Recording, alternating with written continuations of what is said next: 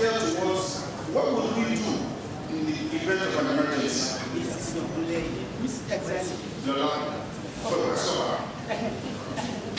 And they put together a program called the Emergency Response Team.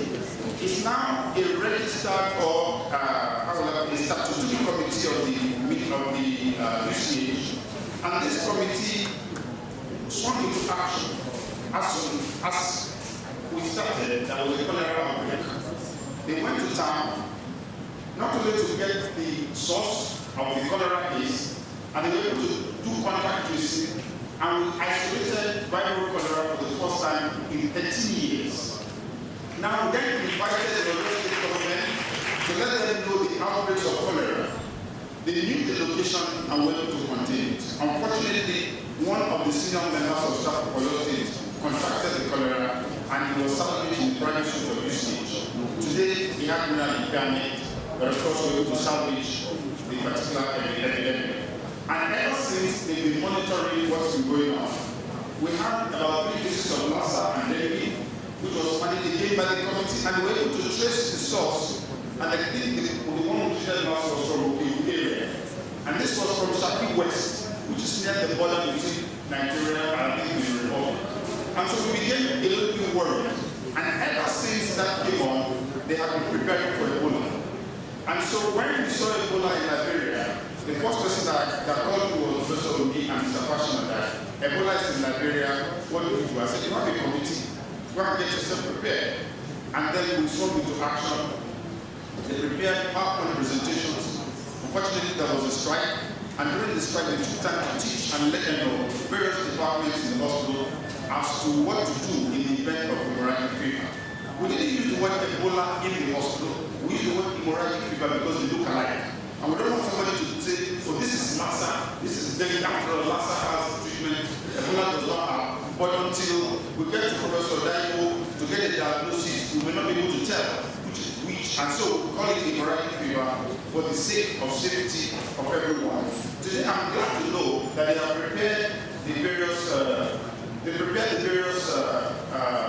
lecture series.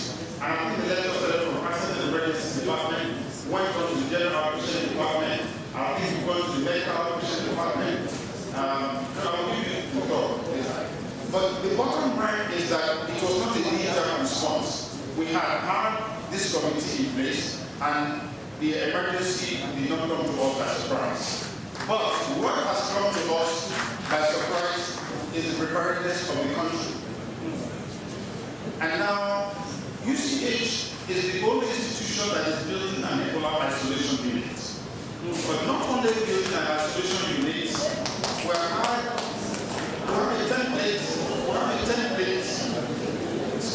have a template of diagnosis.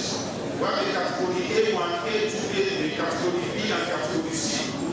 And Mr. Martinez has provided us with our infrared thermometer, but I also have one now. And we call that for 50, which is arriving at DHL this afternoon. It is to allow the nursing staff and the doctors and anybody coming in contact with the patient, you don't have to touch them to check their temperature. All you need to do is to open their mouth and use the infrared to get the temperature.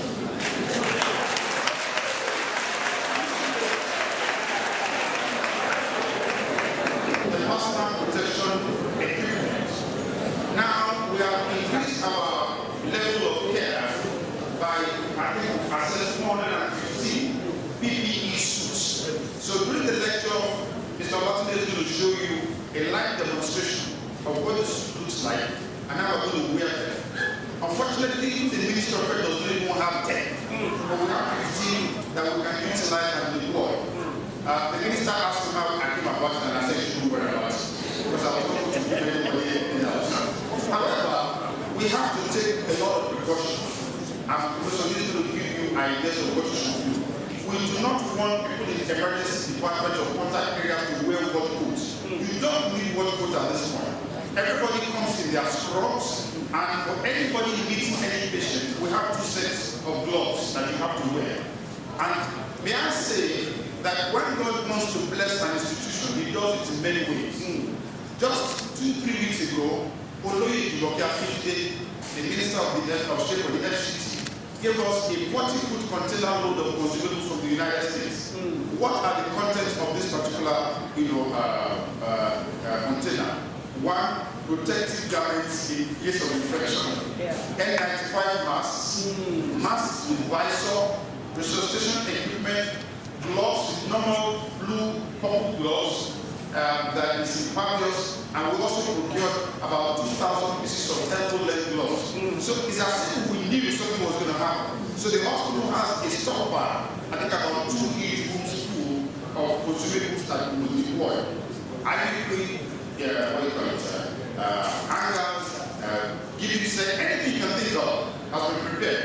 But may I at this point say that everybody in the total facility management have surprised me. The engineers went to download on the internet the typical isolation unit, and they are building to specification when they downloaded as the recommendation of the WHO. It's not the one-man riot squad as people may presume, but I have this backbone behind me. And so this morning I'm pleased to introduce the head of the rapid response team, which has been in existence since the administration came on board, Professor Muni, who is the mastermind of a lot of the things you're going to be hearing today. Of course, this has been put together with the assistance of the Deputy CMA in charge of theatre and including his award, Dr. William Balogun. And we're privileged to have made contact with the relevant people because we have to first confirm from Dr. Odaibo that we will be able to make the diagnosis and the details. And this morning, the minister called 2 days ago to ask how many samples can we process. And Professor Odaibo said we can process up to 500 samples. And this morning, they called me from Abuja to say, well, how many can we process now? We will require about 4.3 million to buy the kits for the PCR, polymerase chain reaction, and the device. That's not the problem. We already have a lab which is a little bit separated from the main virology lab. It was designed for the avian flu. And so we're going to convert that lab that we converted actually to the Ebola virus lab for now. And we open an account for Ebola viruses, and the hospital has had to lodge 5 million there so that we can find everything else that we require to get ourselves prepared. So ladies and gentlemen, we want to welcome you to this, I would call real life scenario. We are not governors of the Southwest who met in Lagos, I don't know what for, because I expect that by now they should have been empowering the teaching hospitals and FFCs in their states and ask that they are prepared. It's good to talk, but talk is cheap. But I don't believe in talking too much. So Professor Odi, please you will introduce each member of your team and what things to do, and to give us a background of what the things should be doing. And finally, many of you have been coming through the main entrance of the hospital. You must have seen, can I have a copy of yesterday night, we prepared this one overnight. It is titled, What You Need to Know About the Ebola Virus, a form of hemorrhagic fever. They have pictures there. This is what Professor Manuel told me to do 3 days ago. And she was shocked that I don't know this, but I'm obeying her. So we have it written on the left-hand side, what to know concerning the Ebola, and what not to do concerning the Ebola. It's very pictorial. We're producing 5,000 to be distributed to the market people. We're going to gates today to distribute it so that people know what to do. And in the event that you have questions, all the telephone numbers, if you don't know Professor these telephone numbers, how many does he have? He has 2. So you can call them at any time of the day. So all the people that you find there have their numbers at the back. So if you are worried about anything, you can always ask them. So this is not for you alone. It's actually meant for the general population who are going to have to listen, maybe on the radio, but they will have information that will assist them in preventing the spread of this scourge. Thank you all. So I now give the mic to Professor Ouli, the head of this rapid response. Yes, I would like to see this opportunity to thank the Professor for the effort and the environment, Mr. Bashino is here. He is also Chief Resource Person in the Control Vanguard. As Deputy CMA Laboratory, Dr. Ebola is also active member of IBADAN. Epidemiologist is also very, very important. And then Shawala, who is the gatekeeper here and here. So we cannot do that. So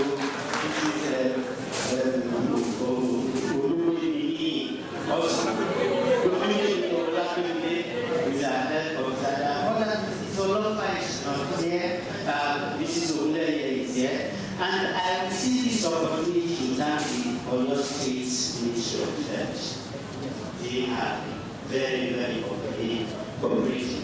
The IBADAN of the control of cholera, control of Lassa fever, and also the World Health Organization, of state of this, Dr. Kule, to Dr. Olam. Dr. Olam is here. Yes. I got to use here. Please, you come here.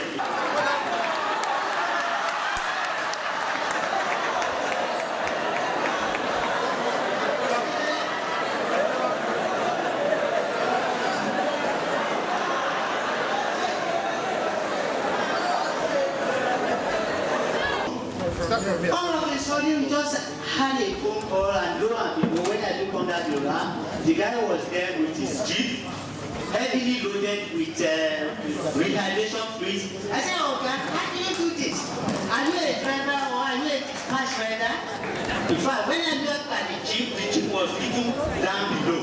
The tires were down. I said, with all this, and this was what really said was during that episode, because we had quite a number of cases. And dito, cases of Lassa fever, and then the recent issue, Ebola fever. So the other presentation, when it comes, will be highlighted as the case goes on. Thank you very much. To move around when the patient is coming, you will all have a bottle of hand sanitizer. The hospital has procured 4,000 pieces for everyone. One per person. You have your own.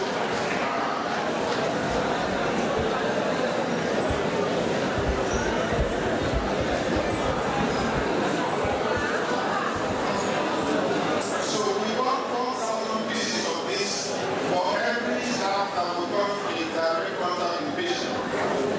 Excuse me. Keep your own bottle. Keep it, because when you finish using the content, the Department of Pharmacy, HOP Pharmacy, I saw her. Pastor as well, Mrs. Oduno and Pastor. The UCH has gone to produce alcohol scrubs again. So when you finish your own, we will refill it for you. But you must have containers for us to refill it with. I want to tell you, don't throw your own away. Keep it, when you run out, we will give you an extra, we will refill it for you. This is just the simple one that we can do for now. I can assure you that the ones prepared by the Department of Pharmacy have been tested by this committee and have been found to be excellent. Can I just welcome Dr. Badu, the coordinator, senior lecturer of the Department of Community Medicine and current acting head of the department. He's consulted widely for WHO and UNICEF and even federal governments. I want to ask to go to the high table. Dr. Akindele Olufemi of the University College Hospital, and who also holds a Master of Science in Clinical Investigation in the United States. Dr. Babatudu Rukosi, please come. We also have in the midst who will also be giving us a talk, a specialist in infectious disease, and postdoc fellow in Institute of Human Biology of University of Maryland School of Medicine, holds MPH in Harvard University School. Dr. Kelly Adekombi.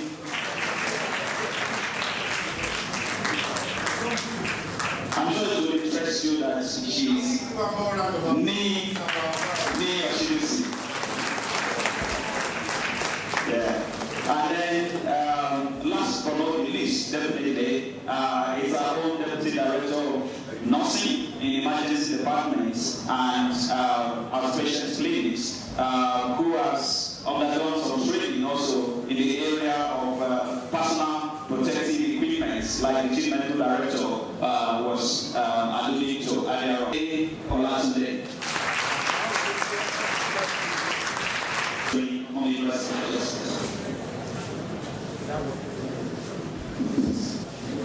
Of all tongue and tribe together like this. And our old national anthem says, though tribes and tongues may differ, in brotherhood we stand. I think Ebola is making us to stand in brotherhood. And it's a good development. We are in the information age, and information you have will be what will propel you to do so many other things. And of course, the purpose of this is not for the information to be given today to be limited to participants, because certainly we cannot accommodate everybody. But we would like everybody to be an ambassador of the information gathered here today and to relay it effectively to others, starting from our own family and household. Without wasting much time, we are going to have 7 speakers, but they are going to speak for 10 minutes, as much as possible, so that we can give room for the expected volume of questions and answers. First to speak is Dr. A.O. Adebiyi, the clinical epidemiologist, and we'll be talking about epidemiology of Ebola viral infection. Then second is Dr. Ogumbosin, or Ogumboshin, I'm not sure which one, whether it's she or is going to talk on clinical features with illustrated cases of other viral hemorrhagic fever in UCH. The third speaker will be Dr. Georgina O. Odaibo. She'll be speaking on laboratory diagnosis of Ebola virus.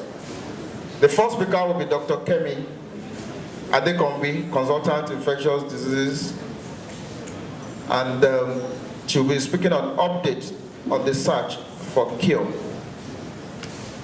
Number 5 will be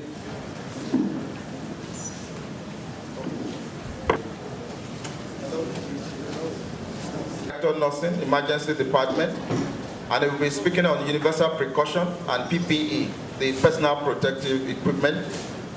Then the 7th speaker will be the Oyo State epidemiologist, Dr. Abbas Balahon, who will be talking to us about what the Oyo State Ministry of Health is doing concerning Ebola virus. It's my pleasure, ladies and gentlemen, to invite Dr. Adebiyi for his 10-minute slot. Thank you.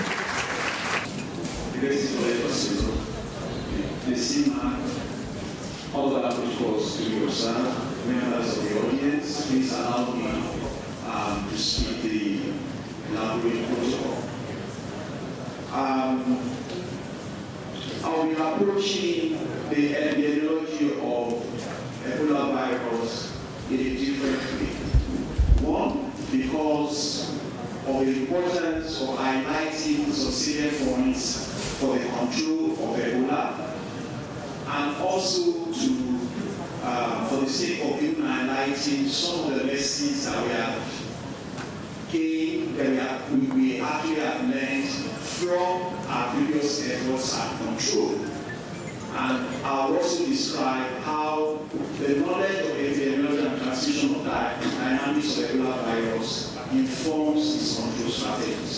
So this is going to be the way I'm going to go about looking at the epidemiology of Ebola virus. I won't go about it in a normal way. Sometimes last month,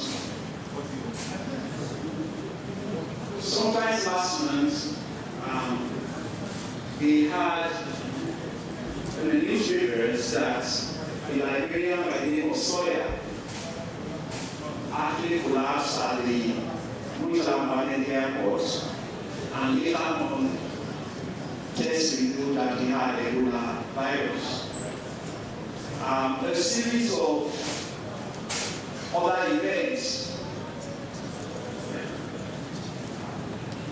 So a series of other events took place one of which was actually that the doctor that attended first to Sawyer tested positive, and then later on the nurse that also attended also tested positive and died. Later on, just about a few days ago, the president of Liberia apologized that Sawyer should actually not have been on the plane to Nigeria. So that set the template for what I'm going to talk about. What is Ebola? And what is Ebola virus disease? Ebola virus disease is one of the numerous viral hemorrhagic fevers. It's severe and often fatal in humans and non-human primates. Primates, this is the definition by the Center for Disease Control. We do know that I won't go into details about the clinical manifestations because the who was imposed to that. But we do know that the incubation period is between 2 and 21 days and the mean around 6 days. It's also possible for you to come down with hemorrhagic fever even within a few days of exposure to the virus. So this is very, very important in tracing the contacts and in finding out those that are actually exposed and likely to be probable cases. Now, it is caused by a virus, that is a RNA virus. Dr. Laibu will talk a little bit about this. I'll be family phylogerated.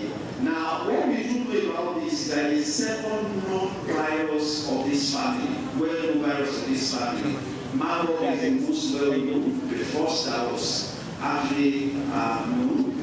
And we do know also that we have 5 species, out of which 4 infect humans, and the last 2 not cause disease. The rest do not cause disease in humans. But we also know that the Zaire one, which is named after where it was actually found, is about the most severe of the virus, of the Ebola virus.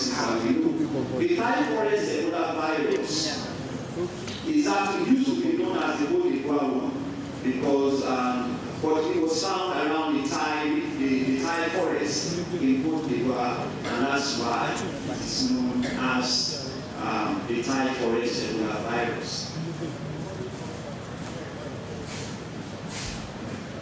Now, if you look at the history of Ebola outbreaks in African region, and I want to talk a little bit about this because there are lessons that we need to learn from the history of this Ebola outbreak. In this 1976 was first discovered around the Sudan and the DRC, Democratic Republic of Congo. One very important thing that we need to learn from the history of how it first came about was that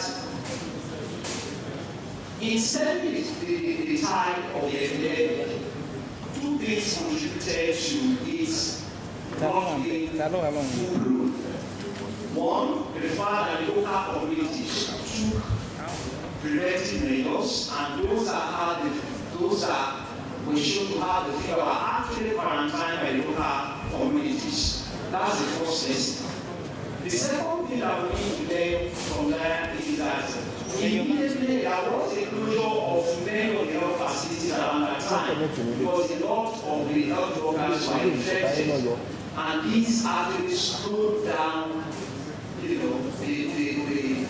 progression of the epidemic. So, which also points to the fact that in poorly organized health systems and systems where health workers do not practice, standard precautions, there is a high possibility of the epidemic actually multiplying. Now, the second lesson that we need to learn from the history is that between 1979 and 1994-95, when we had the new infection, when we had another outbreak in Gabon, Cote d'Ivoire, and Liberia, we had about 15 years. So what was actually happening to the virus at that point in time? Where was the virus hiding? Can we understand anything? I'll talk a little bit about this later. Can we understand anything about what happens between epidemics? And this is one key area that we need to look at about the natural reservoir and the natural host of the virus. Now, and we go on and on and on like that. Another important lesson I want to strike was about the 1995 warning Democratic Republic of Congo. Now, there was a lot of rumors. The media were in a frenzy. There were so many information that were false. There were also some that were good. So in managing, and that actually resulted in a lot of the progression that we saw in that epidemic. So it's very, very important that in managing a pandemic of this nature, rumor management should be a key factor. And that's one of the lessons that we need to learn from that history. I'll move on until now. We now had the recent one that we had in 2013, the recent outbreak we had in 2013, which we started from the alert in 26 January, and then it moved on and on in Guinea, Liberia, and Sierra Leone until we had a major outbreak being announced on the 26th of May. Now, what we have currently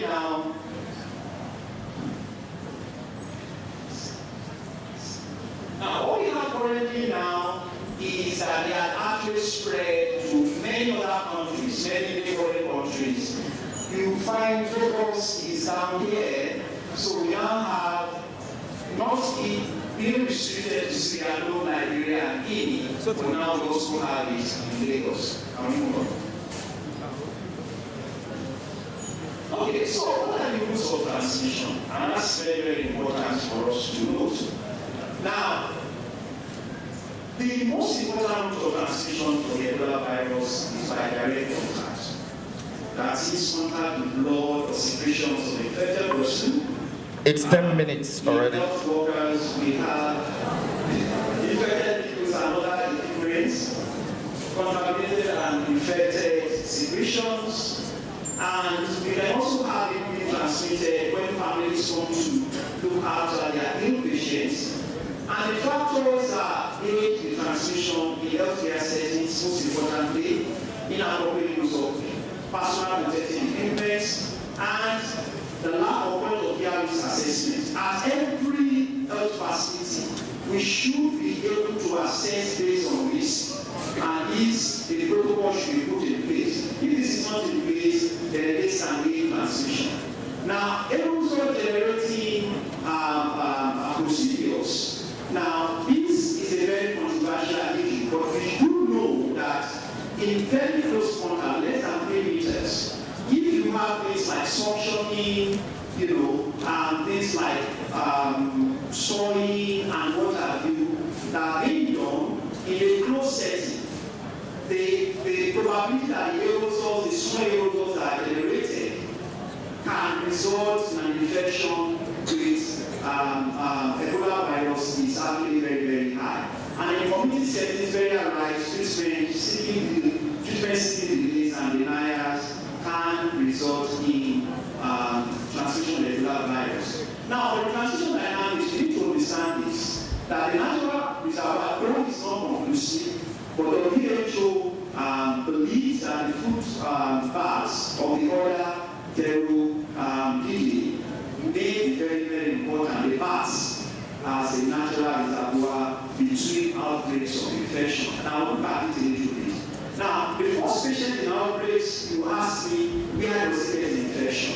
Most likely, you must have come in contact with these food baths, or may have come in contact with other animals that have been infected by these food baths, like antelopes, like monkeys, and what have you.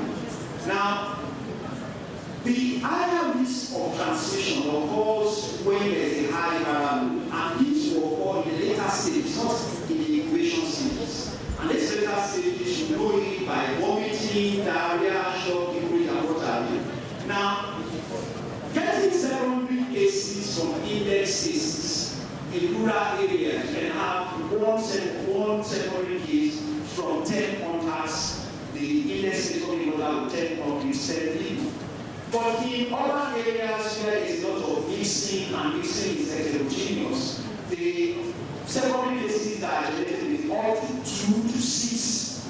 In videos, you have about 60 people having contact with the index case. Now, very, very importantly, many people have asked me what happens during the transmission.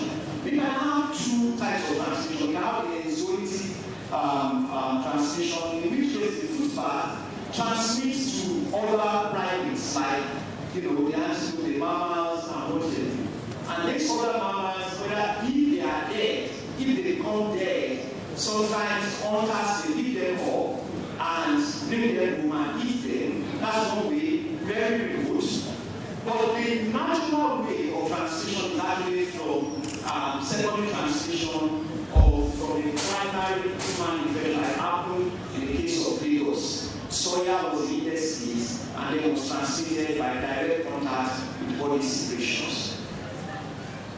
Now, if you look at it again, if you look at this slide, you see that the food baths, this particular virus is endemic in the food baths. And it's been known that Ebola virus disease corresponds to the flight pattern of the fruit bats. So where you find those fruit bats, it's likely that you find Ebola virus also being endemic in this condition. So and then you can have propagation from animal to animal until man comes to the contact and man gets it and starts the outbreak. And once man starts the outbreak, you can then have human-to-human transmission. As for today, what's important for us to note is that the number of cases in Nigeria has risen to 9. But none so far has been confirmed by WHO. Nigeria has confirmed about 2, but WHO needs to confirm it because we call it a confirmed case. And the total number since this present outbreak started in December, as in 2013, has gone to 1,711. I'm rushing very much now because of my time. Now, this is very, very important, and I must say this, that a suspected case is any person or disease with fever and hemorrhage, documented prior contact with an Ebola virus disease case is not required, especially when you have outbreaks of this sort. And for a confirmed case, must be confirmed by the laboratory before you can actually say that it's a confirmed case. Now you know a probable case, because we need to know this at our point of entry. Any person living or dead with contact with a critical case of Ebola virus disease and the issue of active fever is a probable case and needs to be under watch. For any person living or dead with the issue of active fever and 3 or more of the following symptoms that are listed, headache, vomiting, nausea, and so on and so forth. Now, or any unexplained death. These are the definition that we need to do. Now, what about contacts? Many people ask, who is a contact? A contact is a person that has symptoms, has had physical contact with the case, or the body fluids of the case in the last 3 days. So, even a driver that transports an Ebola virus disease patient would classify them as a contact, even though that they must have had deep contact.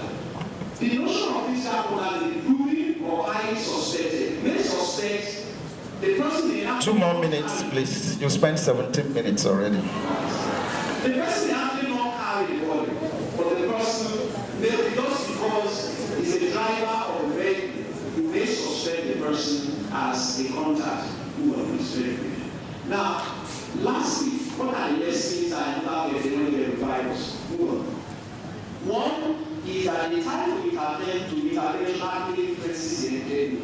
We learned this in the Congo and Uganda, where you have a rate of 0.05 for the Uganda one, and we had a rate of exponential rate of doubling of 0.06 for the Congo. Now, I'm going to this, I really don't know who was going to that. Now, how does the level difference prevention and control? We do know that our preparedness must start very early when the animal-to-animal transmission are going. So, the vet doctors are very, very important. And the last stage, when we have sustained animal-to-animal transmission, and then we need to start our control immediately before case is seen. And that's very, very important. Now, the other lessons we need to learn is that our risk is inversely proportional to our level of preparedness. Nigeria has a pandemic preparedness plan that was prepared as far as 2009. I was part of that process, and that pandemic preparedness plan needed to have been initiated or triggered immediately. But that was not so because it was not in the competition, it was not that it does an e-copy. Proactive community activities show that the endemic rural management is very, very important, and mosquito infection control is crucial to our control. So, thank you for that. Minutes. But because of the nature of the information, it permitted that. Let me say I forgot to mention a very important lecturer today, Professor Oni. He will be speaking as number 6 person or speaker on approach to cases in UCH management protocol. I've been on his neck for the past 3 weeks on this Ebola issue. I'm very sorry about that.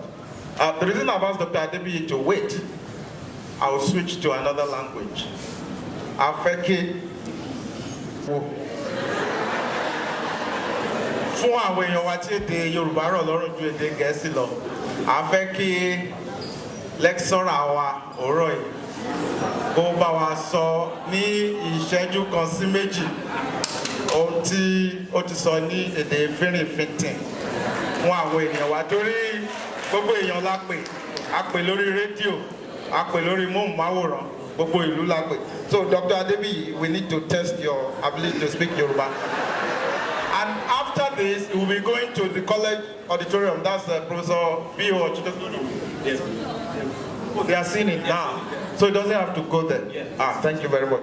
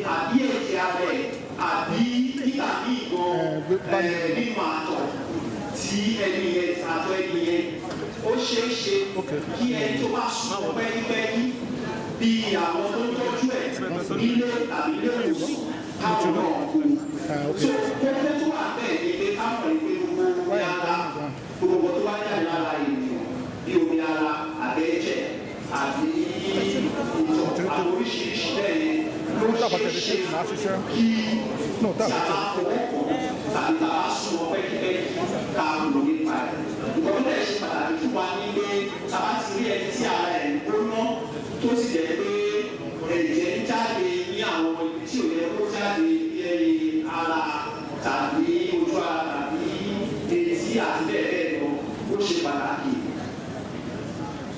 ó gbọ́dọ̀ jáde báyìí ẹ lọ wò ó báyìí. ṣe pàtàkì fún wa láti jẹ láti tọ ilé ìwòsàn lọ káyé sọ fún àwọn tí ó jẹ́ dókítà àbí nọ́ọ̀sì tó wà ní agbègbè wa ẹ ṣe púpọ̀.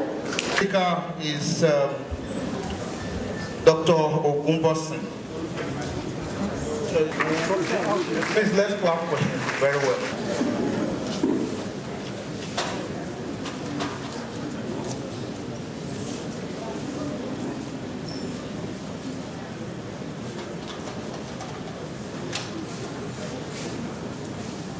The same week, Professor Timothy here, the chairman of MSC, Professor Ted all protocols observed.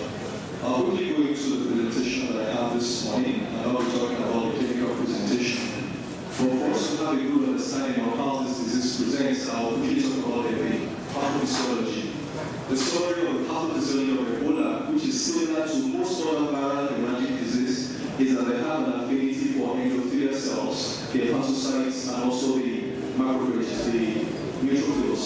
And they also have a way of invading the neutrophils early in the infection, such that before the immune system catches on, it's been spread all over the body. That's the summary of the epidemiology, so I'll quickly go on. And that explains most of the other features that we'll see.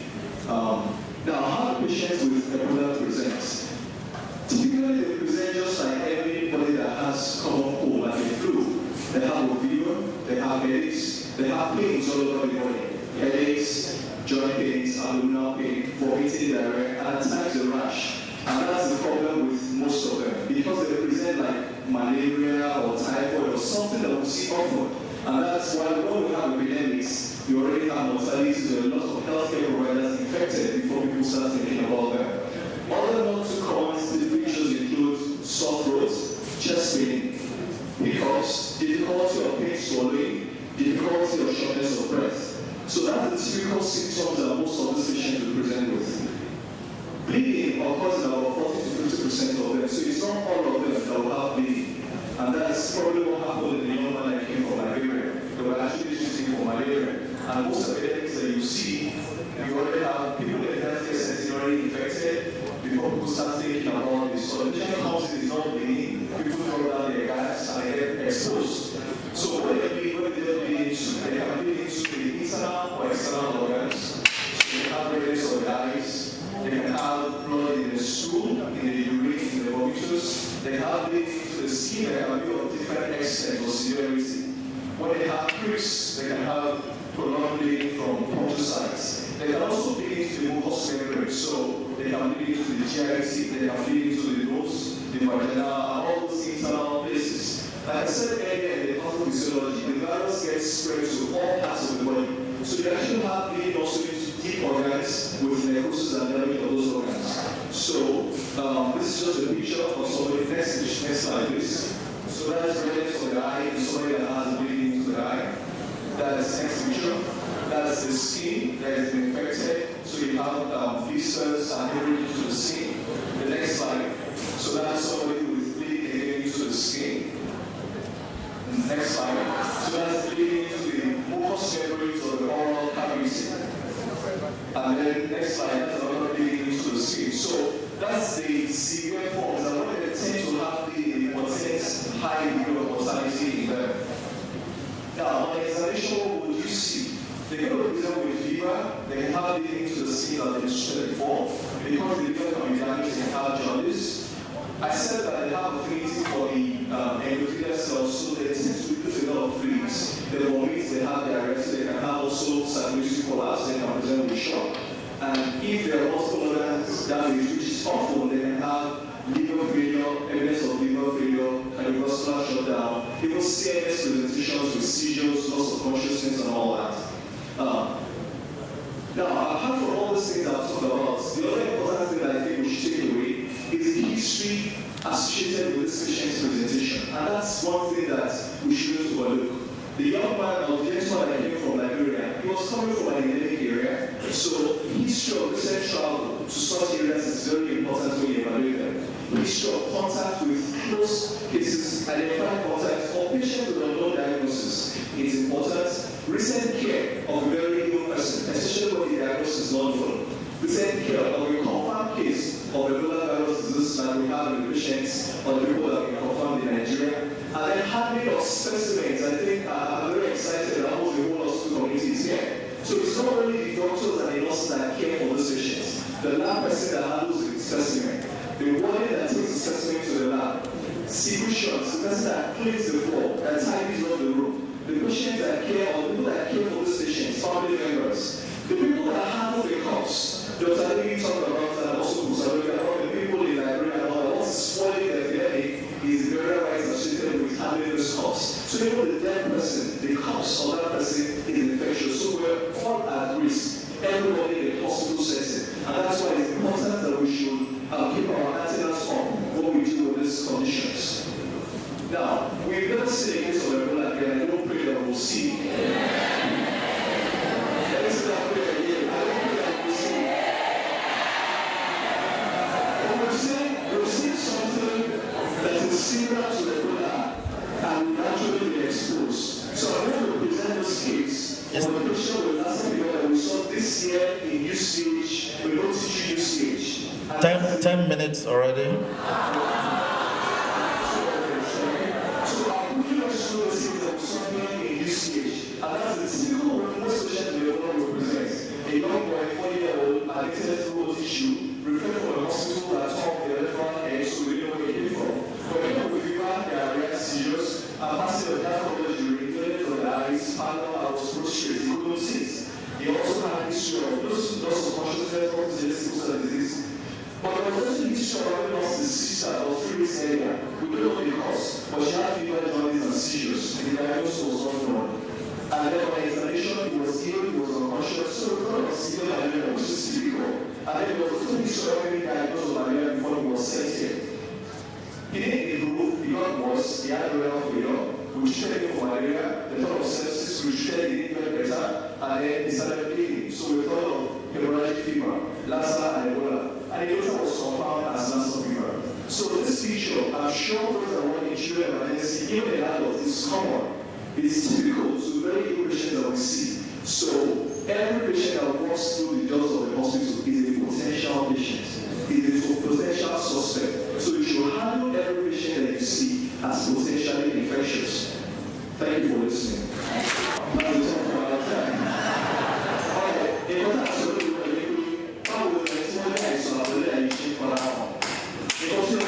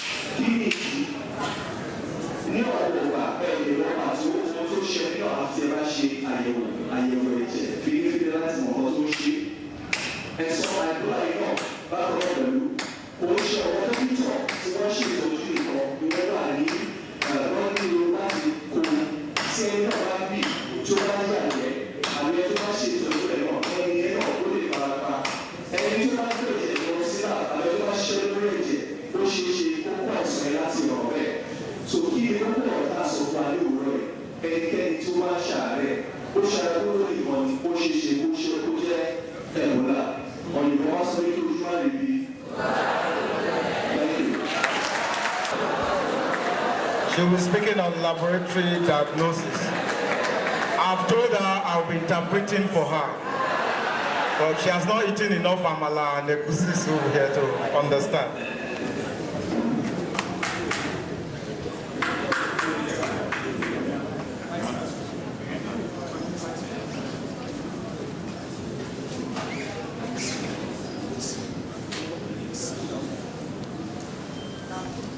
Good afternoon, everybody.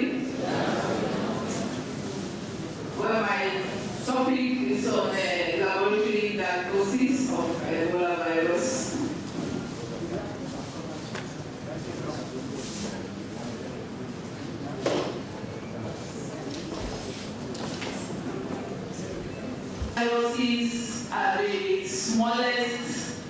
agents that do cause disease. We cannot see them even with light microscope. This particular virus we're talking about belongs to the family Phylloviiridae. There are actually two of these viruses that we recognized before, the Marburg and then the Ebola, and they are known to cause disease in humans. We know that these viruses cause hemorrhagic fever, and there are other viruses that will also cause hemorrhagic fever. We talk of Lassa, we talk of dengue, we talk of hantavirus, premium Congo virus. There are so many of them. In recent time, we've detected the Lassa fever here for usage. We have also detected the dengue virus. So we are dealing with patients that we do not know what they have until we take their specimen to the laboratory. So the key we are talking about is universal precaution. Don't wait until you see a patient that you are suspecting is an Ebola patient or a Lassa patient before you take the maximum precaution that you should take.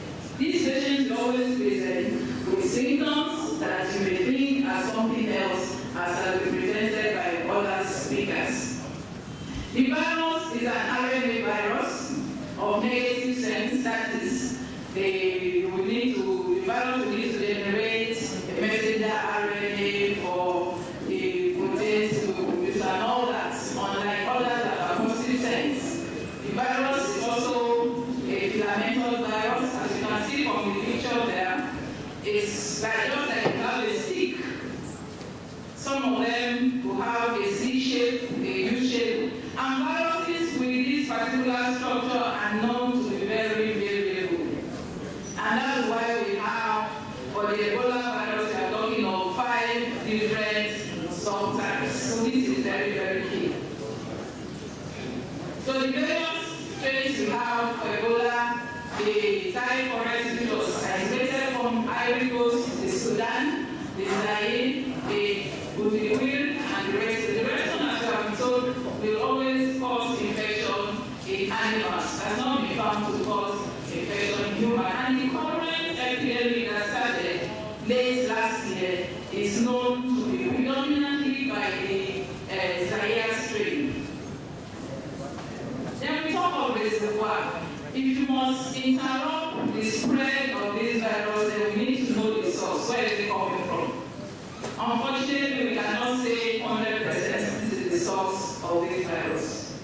Investigations have been done. They've looked at all non-human primates, and so we should be careful with bats.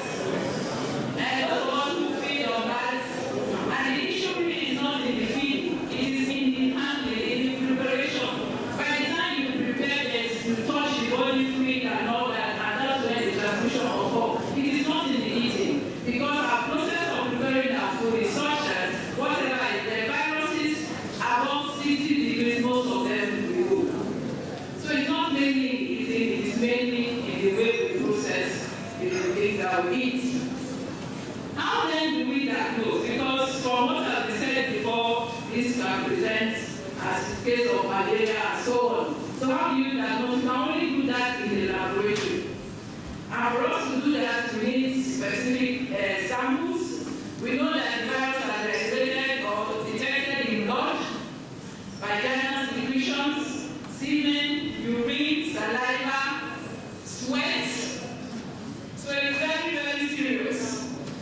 You are walking and talking with somebody who is sweating, you don't know if the person is actually transmitting the virus. The virus has also been detected in nasal samples as well as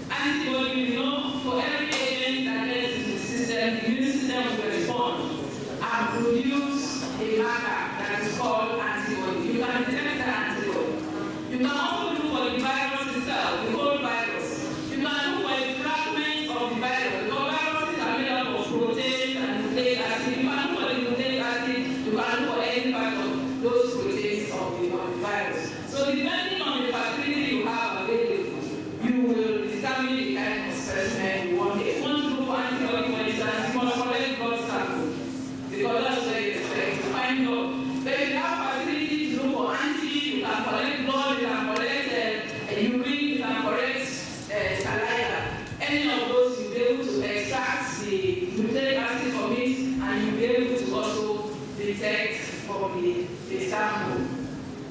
So specimen collection, the virus can be detected. It is known that about 3 days after symptoms has commenced, then you have very high virus level. So if the patient is presenting who the symptoms just started today or yesterday, that's just a day, you collect the sample as presentation, then you will need to collect another sample, especially if that first sample turned out to be negative. Because it's possible that that person is at the early stage, and if you look for the virus at that point, you may not be able to get it because the level is relatively low. So for such a patient, you need to collect another sample a few days after. But for those presenting after 3 days, then that single sample will suffice. So we can, as I said earlier, you can run serology, you look for antigen. The viremia level usually is very high at points of symptoms. So at that point, the best test to do is look for antigen, because the level of the virus in that individual will be very high and you are not likely to miss it. Also, the level of antibody at that level is low, so if you are looking for antibody, you may not also be able to detect. You can also look for antibody. The antibody, we have two major classes, the IgG and IgM. If you want current or ongoing infection, you look for IgM. But if you want to look at past or previous infection, then you can go ahead to look for IgG. But for the purpose of what we are here today, what will be very useful for us, we'll be looking for IgM or antigen. And then we have molecular techniques. Like I said, the virus is an RNA virus, so we need to extract the RNA from the specimen, and then we use various molecular techniques. And the one that is commonly used that is available for us to use here in UCH at this time is the polymerase chain